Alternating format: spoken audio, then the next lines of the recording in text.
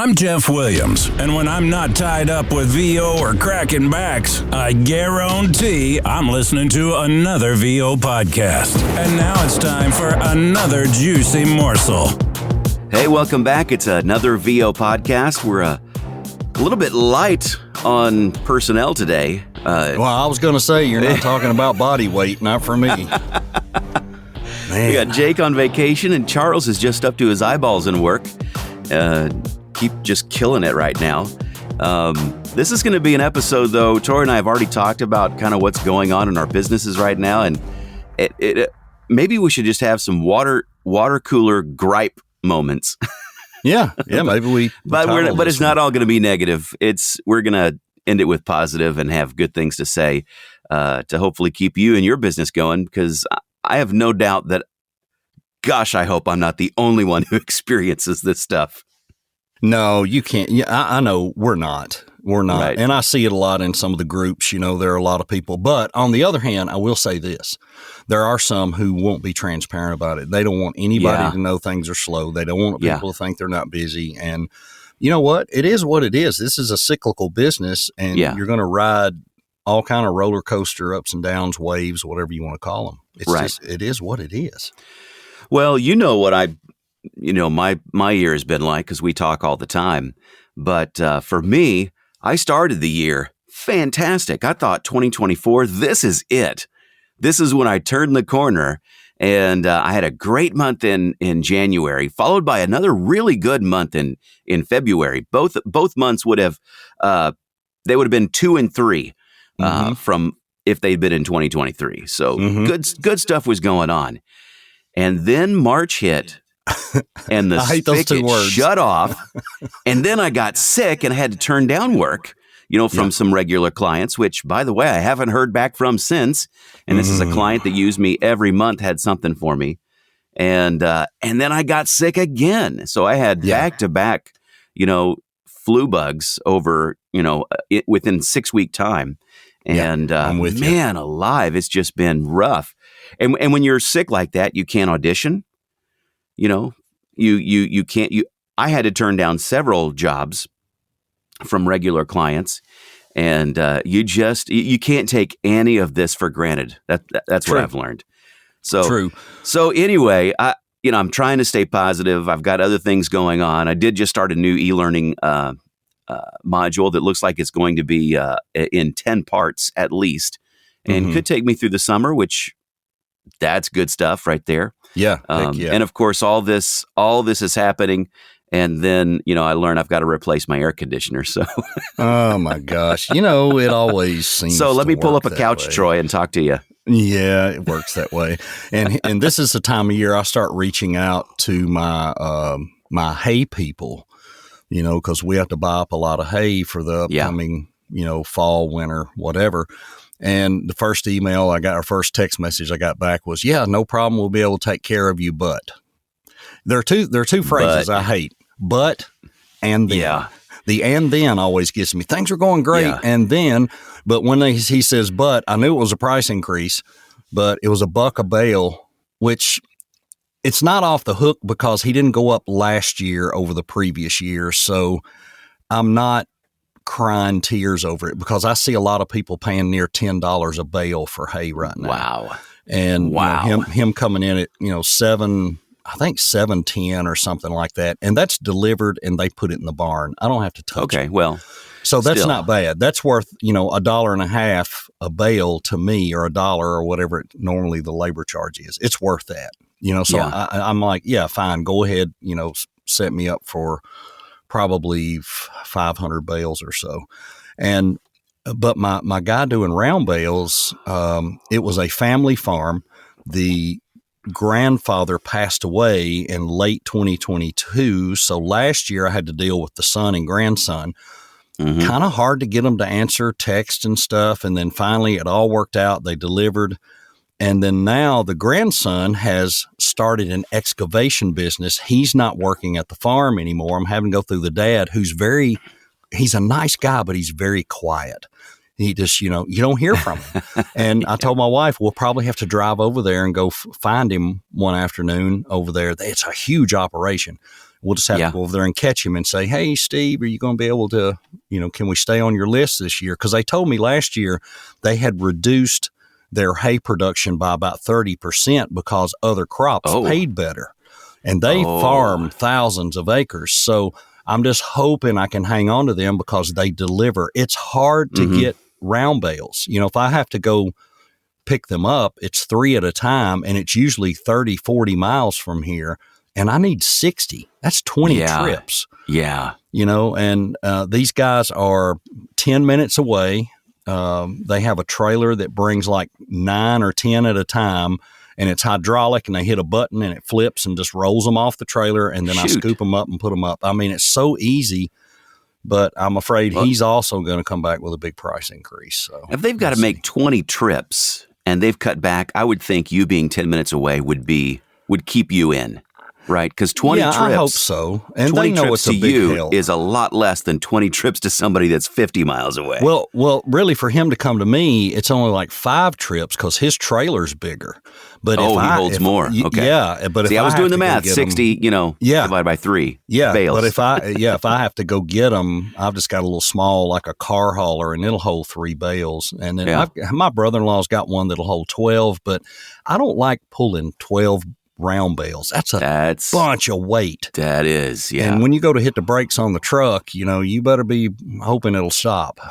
Speaking of, we had a video went viral here a month or 2 ago, and it was one of our Missouri State Troopers here, and my brother knows who he is, was moving a round bale off of the road by himself.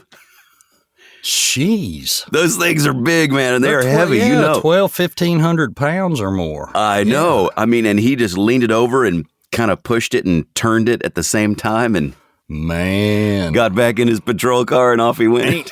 Ain't messing with him. Nope. Ain't messing with him. Yeah, those things are heavy. We're talking about these ups and downs in the business and of course all the You've ridden these waves before, and I have too. There are so many ups and downs. Yeah. What keeps you sane? I really don't. I'll be honest. I didn't realize until I got into voiceover that I have not a bad case of getting anxiety from time to time. Yeah. But I'll get some anxiety, and it'll swing both ways. I guess anxiety when you're frustrated and aggravated, and then it's kind of like when you stop and slow down, it's not really depression. It's just the fall from the anxiety, I guess. But for me, the only time I really worry, it's not when business slows down. It's when my accounts receivable is dropped and there's not a bunch in there coming. Yeah. And or those people aren't executing on time. And that worries me way more than there's a slowdown, because during a slowdown, I'm the type person that I will go start doing some other stuff. I'll go populate social media posts ahead of time. I've got a app that I do that in. Maybe that's what I should do. I stink at social media. Yeah, I'm not good at it. I don't put good stuff out. I do lots of mining, for, in Google and LinkedIn. I'll go do some mining, but I'll get way more specific when I'm slow. I'm really looking for something targeted, and trying to make a good connection. I'll do that. And I'll also sometimes go down the rabbit hole of I need some samples for this. I need samples for that. I'll start looking into writing some copy maybe for some new stuff, and digging up music and putting things together. I may go back and look at, I keep a folder to where old stuff that's maybe a year old that I auditioned for or that somebody sent the video for and whatever. A lot of times I'll turn that into a sample, but I'll put it away. I don't publicize it or use it. I'll go back and look at those for inspiration, maybe for writing a spot that might go with a different video or something. Just trying to do something where I can put something out and, try to draw some interest.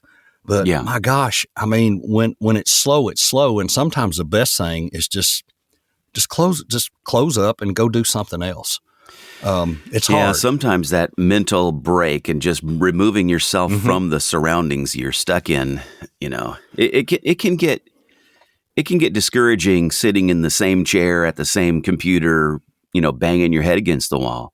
Yeah. And you just need that mental relief. Yeah, and I don't chase that as hard as I should sometimes. Sure. And we've got a lot going on right now. My, not to make this overly personal, but my wife's been having some back issues, and they, can't get her in for an MRI for a couple more weeks, and which is crazy because she works for HCA. That is so just she's just going to call her HR person, because she does CT scans and stuff, and she's going to call the HR person and explain to them. And she's really worried that, every weekend it's been a little harder for her to make it through her shift because her back's getting a little worse. She's been going to the chiropractor. I think they said it's in her L5, that her L5 is shifted forward, and that's putting a lot of pressure down on her hip and leg. Oh, no kidding. So, she's dealing with that as best she can. We've got that going on. And of course, like I said, we're talking about, hey, we've got all these other stresses going on aside from the fact that, the business April was the slow for me. I mean, January, February, March was okay. It was not, it was average. But when I look at coming into May, I got off to a really good start. And last week was a really good week. But the thing is, it's bookings. So it doesn't increase what's coming into the accounts receivable. It's stuff I'm going to get probably next month. Some of it is, quite a bit of it. And I mentioned this a while back. I got this one job I did back in February that it may end up being the only job I've ever been stiffed on. I'm fortunate to say I've never been in a position where I did not get paid. I have always been paid for the work I've done. Yeah. But this one has me very worried. And I've chased it. And well, here's the other people. These are the people that are actually paying the bill, and, email them and and then they don't answer. And then the guy I'm texting, he stopped answering. And it's only $600, but it's $600, and it just bothers me that someone would take up all your time for something like that and then not pay you. Right. That just, it just deflates me a little bit. But everything else, I think a lot of it, we amplify how bad it is because other things are bad. So because it's a little slow, I have more time to think about, why aren't they paying me? Why they usually pay me the next day or 2 days later. And then when I go back and look, well, sometimes they take 10 days. Sometimes they take this long. And, as long as I know, it's fine. But when there's inconsistencies in all of that, and it's like you and I were talking earlier, I ain't your banker. That's I'm right. Not. Yep. So those things, I think, drive me literally up the wall because I am a stickler. I was raised that way. You pay your bills. You pay them on time. If you commit to something, you do it. I'll be there at 1:00. I better be there at 12:53 or something. I'm just a believer in committing and doing it. I agree. Yeah. And a lot of the people we work with they're small business owners, and they may be one of only 2 or 3 people even in their company. Right.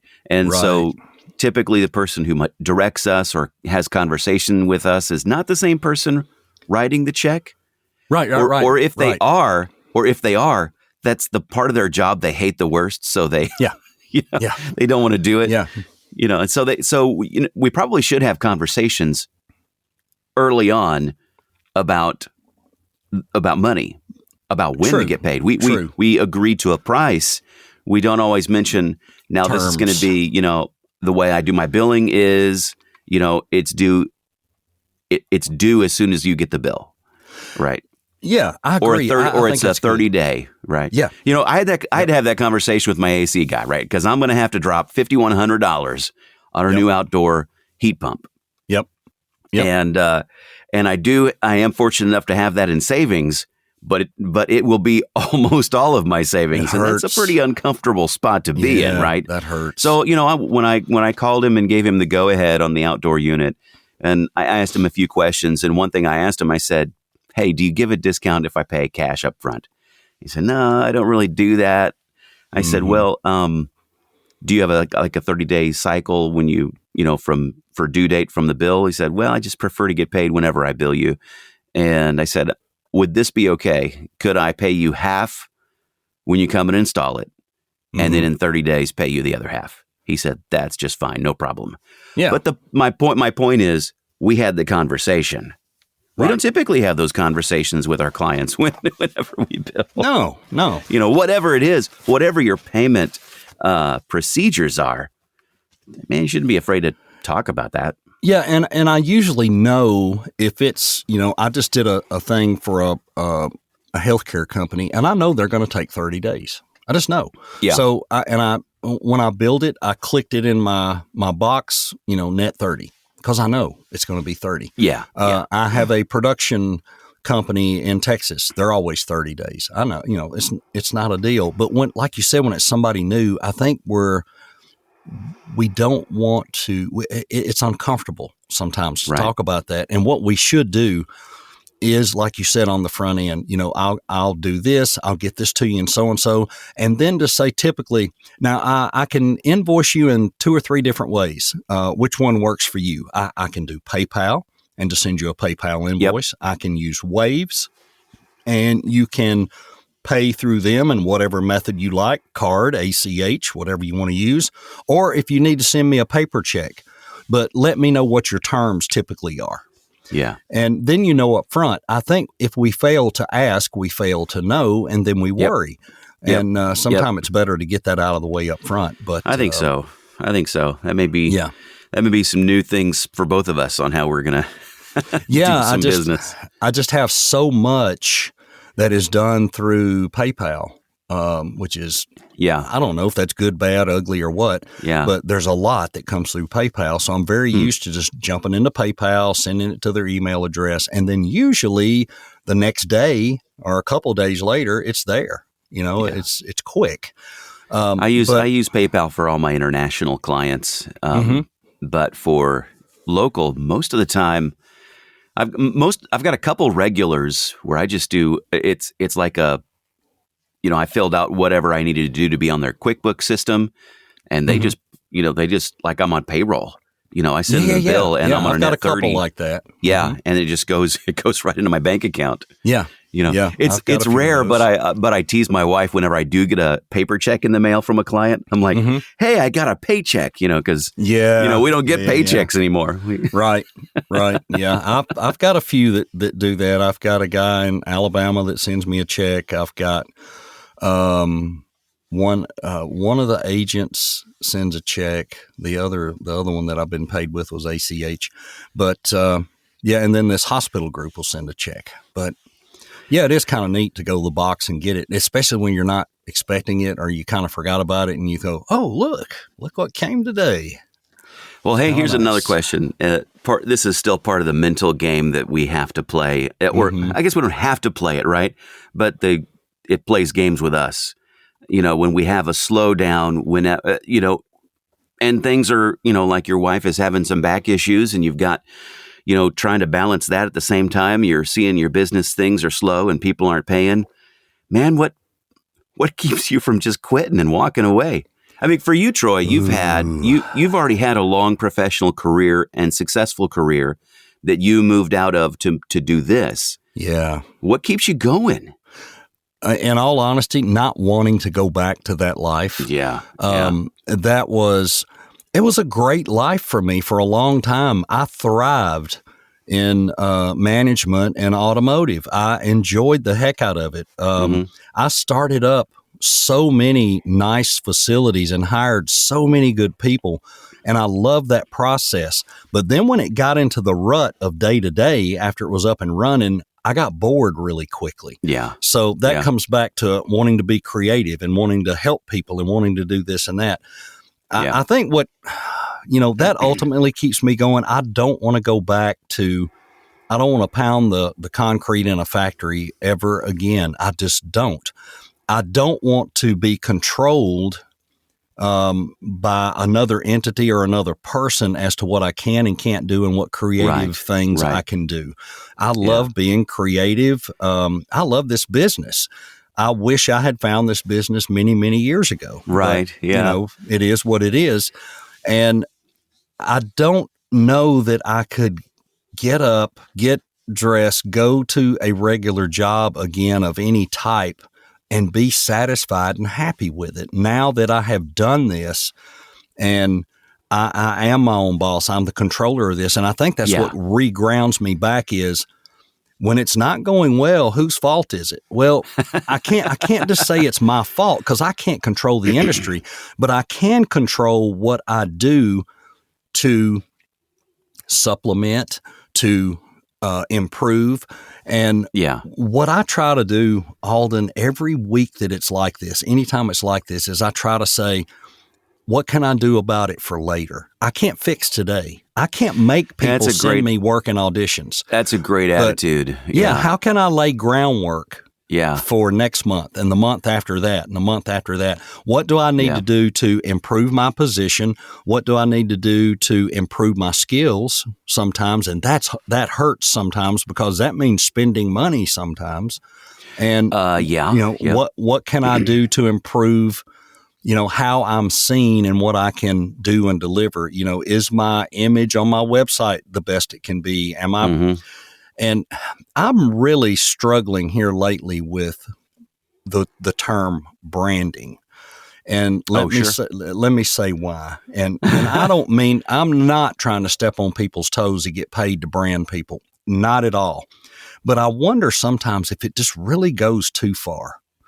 That, maybe. When you reach out to someone, what really matters?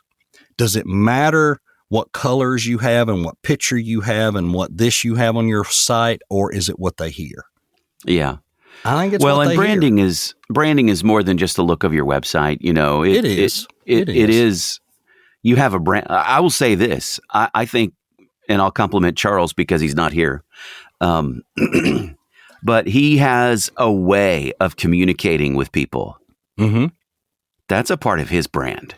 Right. The way he communicates with new clients and with continuing clients and the relationships that he builds and just how he holds himself, that is his brand. And well, it is for all of us, but it's for me, Charles is very talented, but I think that's one thing that he is so hot for getting hired is because of the way he carries himself and the way he communicates. And we've had that discussion before and with Charles, not to, the whole package. I mean, absolutely. Yeah. And I think that is way more important than some of the other stuff. Well, let me ask this because, let me say that I love your question about what can I do to change the future, because that, over the past 6-8 weeks that I've had a really low and just continued to stay slow. It's easy for me to suffer from some defeatism. I feel like, well, this is it. That was a nice run. Time to get off the horse. But at the same time, I want to look back because I've been doing this long enough and I've been doing the jog, not as long as the ones we look up to that have been doing the jog for 15 and 20 years. And, we look at like Mark Ryder and his success was not immediate.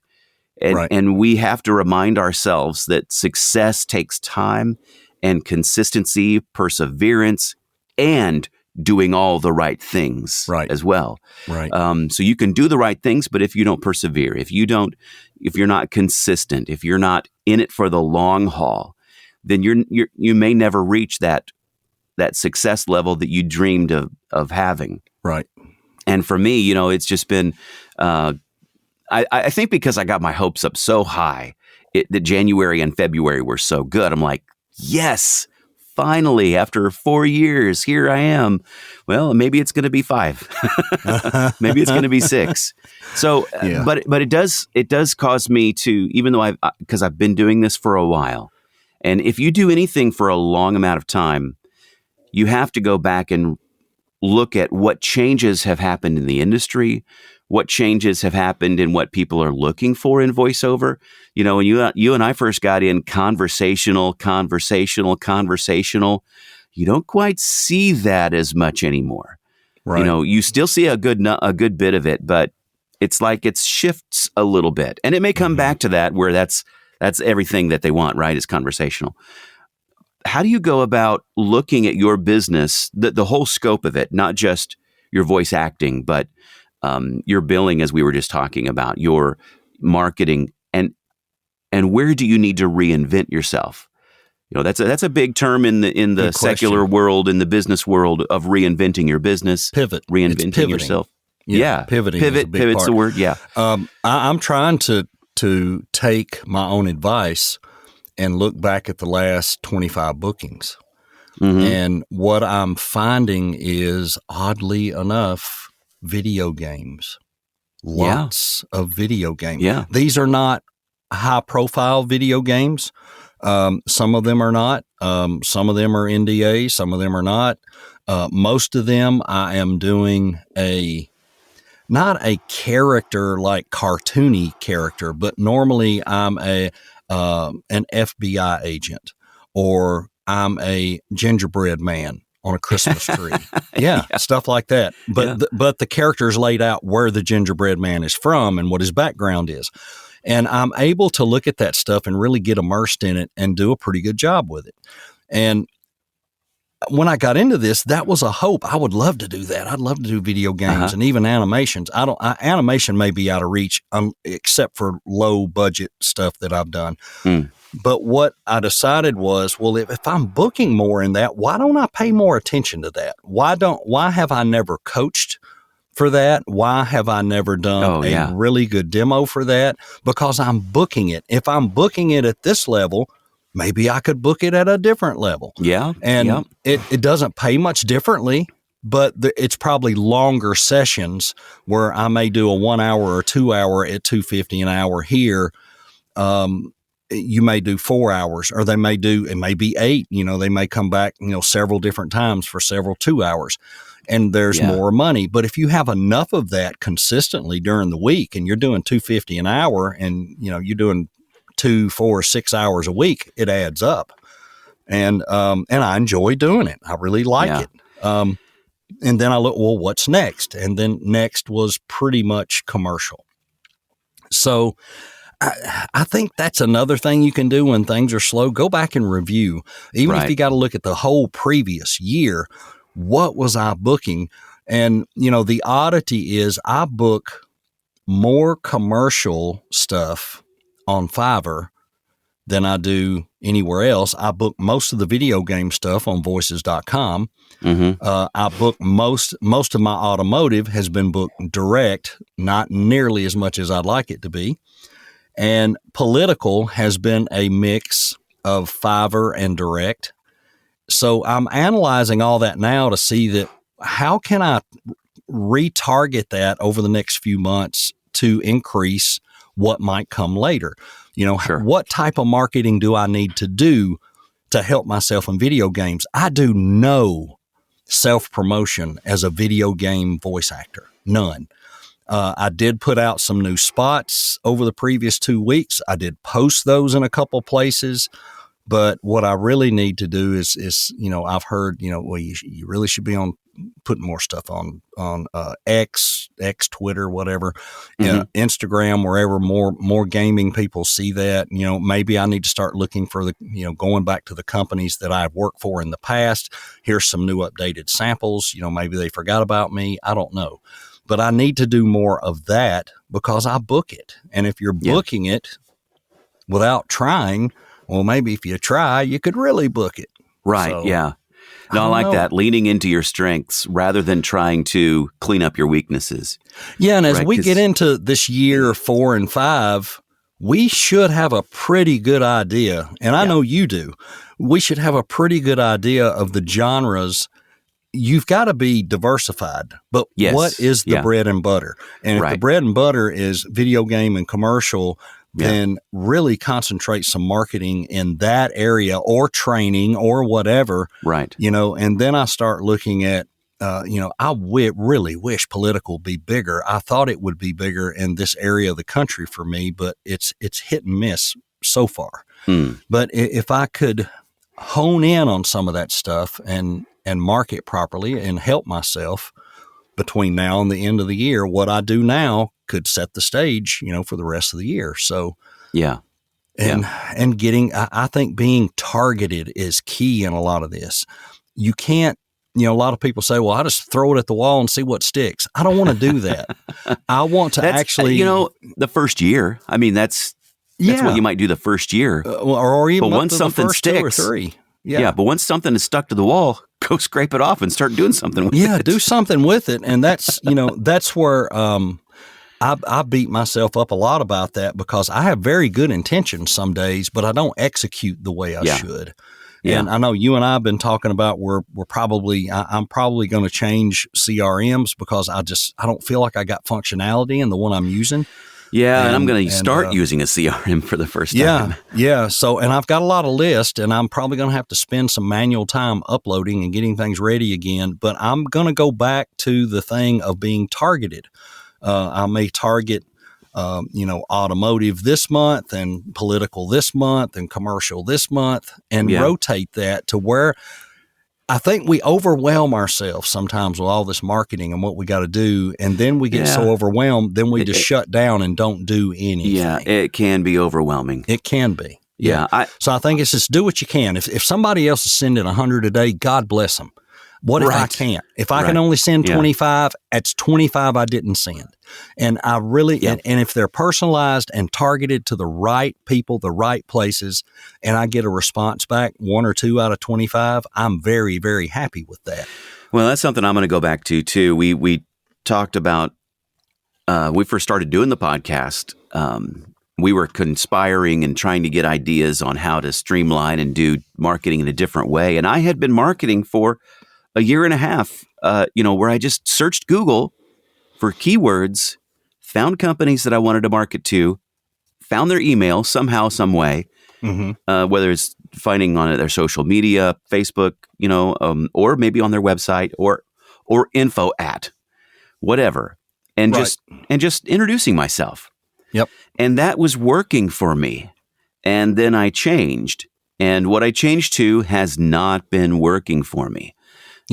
So I need to go back to what I was doing before and maybe streamline it, add the CRM element to it so that I'm a lot more organized, and what I wasn't doing well was following up with those emails. That is the key right there. And I need to do a better job of that. Follow up. Yeah. Yeah.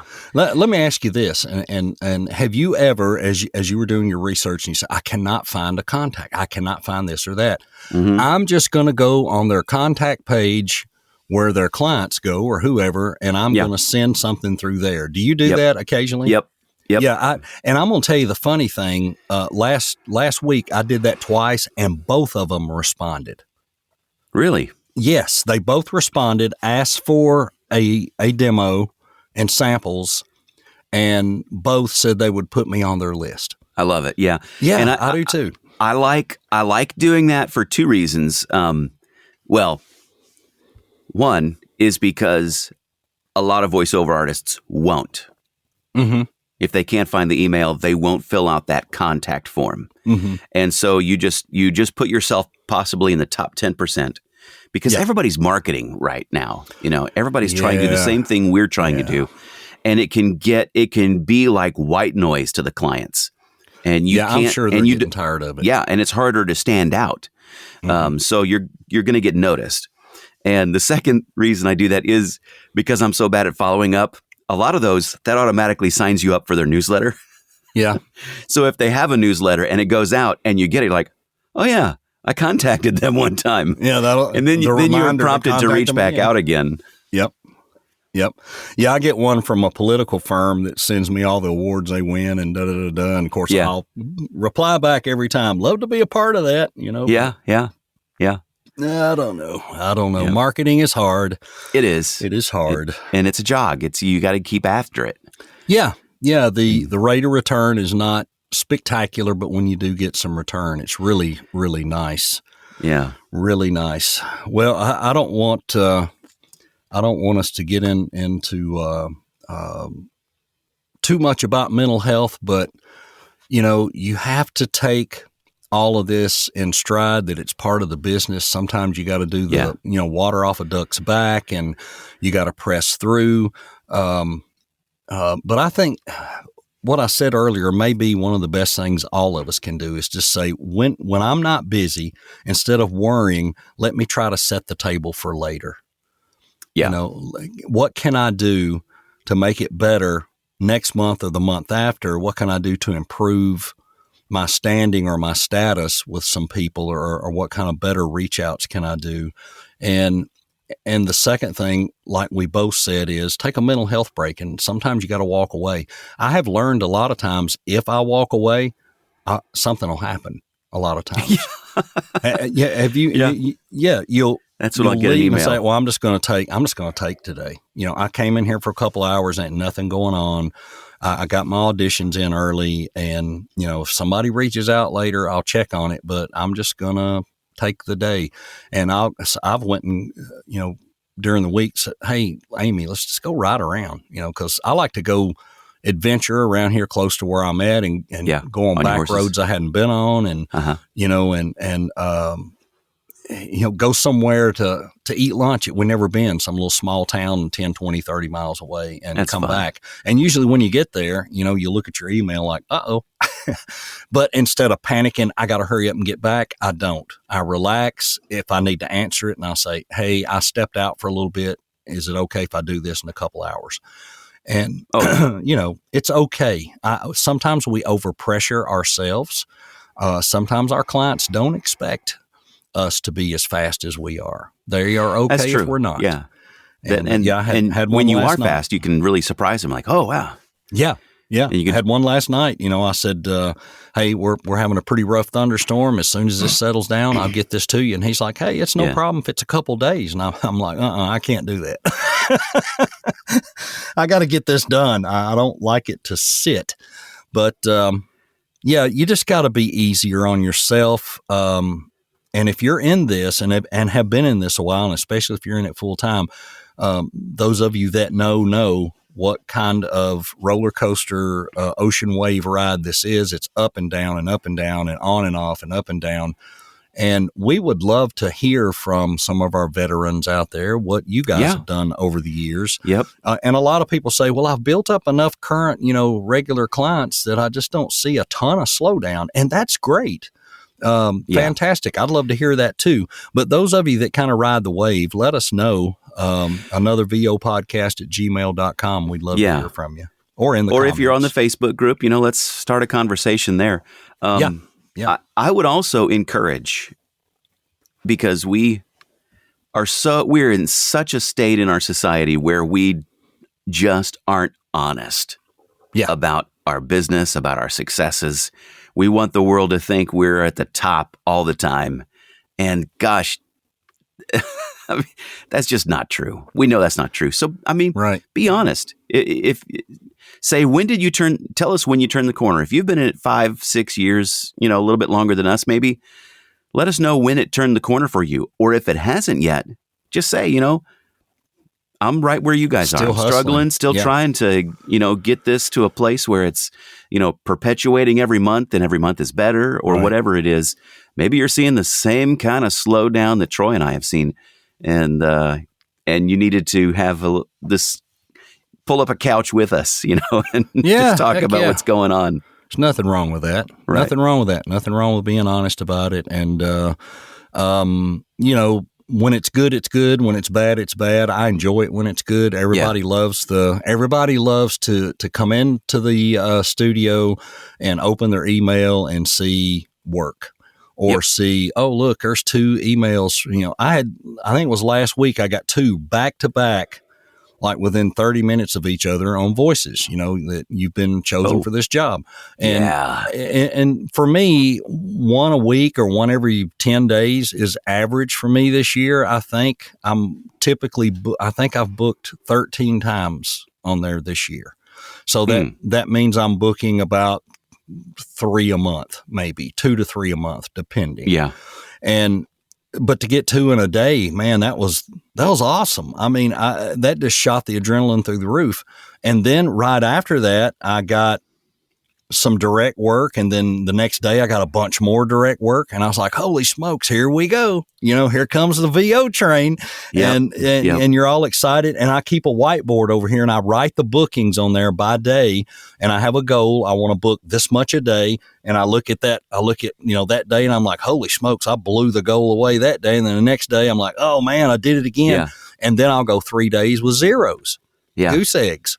And then it'll take off again. And I'm learning, because it's visual, I'm learning to accept that a zero doesn't mean it's the end of the world. It just means not today. And then maybe tomorrow. So what can I do today that will make tomorrow better, or the day after that, or next week better? How can I service these current clients better? How can I go find more people like the ones that are hiring me now? I am noticing another trend for me right now is outdoor companies.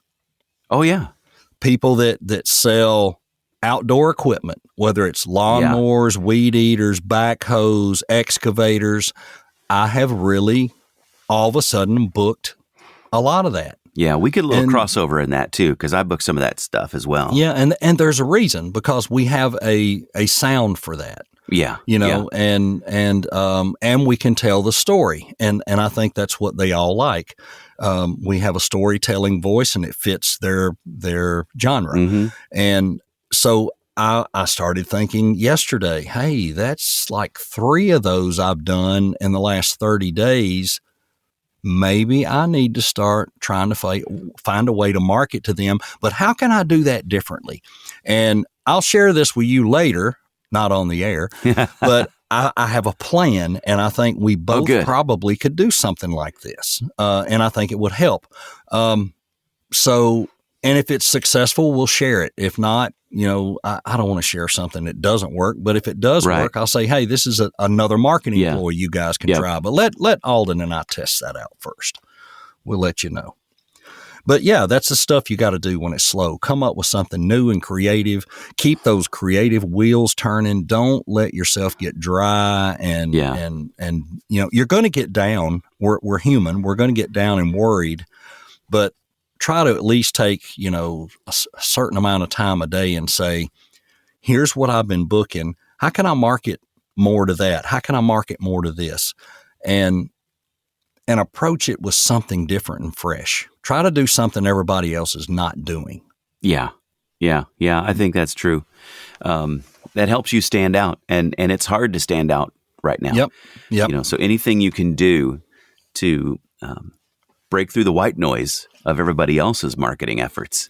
And let me throw this out there, and people will probably go, nobody does that. And I'm going to tell you they do, because I get stuff here at home.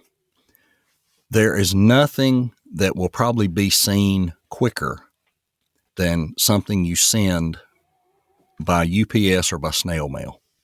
Oh, yeah. We don't do that much anymore. No. Everybody wants to email, but I have gotten more responses by sending something that way than I have the other way as far as a ratio. If I sent out 5 things, and I really had to be confident in it to do it, because I felt like this could be somebody I just know I could work with them. I just know I really think I'm a fit for them.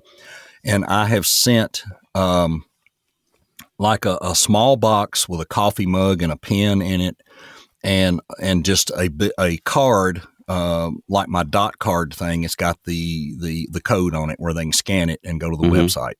And I have gotten I only did this to 5 people, and 3 of the 5 responded. That's pretty good. And that makes it personal. It's a reach out. They know you had to take time to do that, to do the research, get the address, make the package, send the package. Right.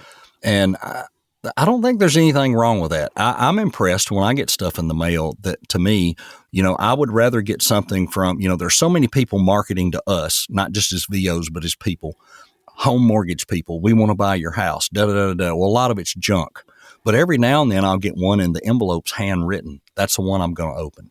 Yeah. If it's bulk mail and it's printed or it's a label, I rip it in half, throw it away. But if it's handwritten, handwritten, I'll open it. I still get a birthday card from my car insurance agent. It's handwritten, and it's things like that matter. That's one reason I've never changed insurance, because, they take the time to do that. Personal treatment. Yeah. And somebody does it for him, I'm sure. Yeah. But it's personal. In this AI world, we're getting farther and farther away from those personal relationships of business. And for sure. What a breath of fresh air that is for some people. Yeah. Yeah. So if you got questions, suggestions, you guys go through this, you got solutions, drop them in the Facebook groups, do them in the comments on Spotify, Apple, wherever you're listening. Spotify and Apple's are two biggies. And or email us at anothervopodcast@gmail.com. And hopefully next week we'll get the Gang of Four back. We're just all kind of discombobulated this week. Yeah. And we'll try to get things going back on track next week. But hey, this has been good, but we miss our buddies, right? Yeah, it's a lot of fun. We get to cut up and laugh and have fun. We do. And it'll be all right. And I think one of the subjects that we got probably coming up soon is called subjective thinking. And this has to do with I've talked to a few people lately who say when they get auditions and they try to get feedback from agents and feedback from casting folks, that it's so all over the place. And then the submission stuff is so all over the place. And I said, look, this is a subjective business. So I think we may have a subject there to talk about that as far as, some agents want it this way, some want it that way, some want it this way. And it's just like demos. You know what I'm saying? It's just like demos. It's all subjective. I don't think there's right or wrong to almost all of it. So we may have a talk about all the subjective things that, if you're new at this and a new talent, you need to be prepared for how much of that goes on. You're going to be saying, but this one says this one says this. Yep, they're both right. Yep. Actually, they're all right. It's whatever they want. You give them whatever they want. It's a dance. It is. With many steps. It is.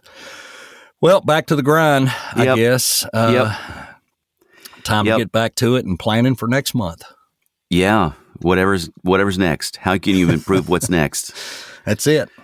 All right. Well, thanks, Troy, for the conversation and for, giving me some good advice, because I needed a little bit of cheering up, a little prodding.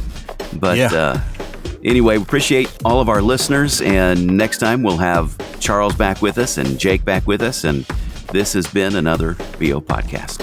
See you next time. We hope you enjoyed this episode of It's Another VO Podcast. Don't forget to rate, review, and subscribe. You can also email us your questions to anothervopodcast@gmail.com or follow us on Instagram at Another VO Podcast. See you next time.